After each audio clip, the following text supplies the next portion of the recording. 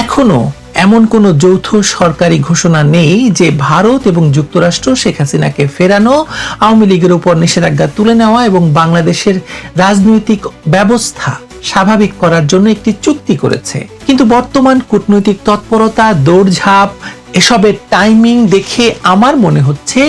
আলোচনার অন্যতম কেন্দ্রবিন্দু হয়ে উঠেছে শেখ হাসিনার প্রত্যাবর্তনের পর বাংলাদেশকে কিভাবে সামলানো হবে এবং রাজনৈতিক সংঘাতকে কিভাবে একটি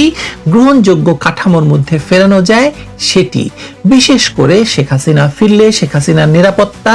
শেখ হাসিনা কি তার ফাঁসির আদেশ, তার বিরুদ্ধে দেওয়া ফাঁসির আদেশ, তার বিরুদ্ধে থাকা হাজার হাজার মামলা, এই যে মানে লক্ষ লক্ষ আওয়ামী লীগ কর্মীদের বিরুদ্ধে মামলা, জেলের ভেতর হত্যাকাণ্ড, আওয়ামী লীগকে নিষিদ্ধ রাখা, সবকিছু নিয়েই আলোচনা চলেছে এবং আলোচনা হয়েছে এবং সেই আলোচনার একটা আউটকামও আছে। কারণ শেখ হাসিনা নিজেই একটা মানে এমন চাল চেলেছেন যে পুরো খেলাটি তিনি বদলে দিয়েছেন।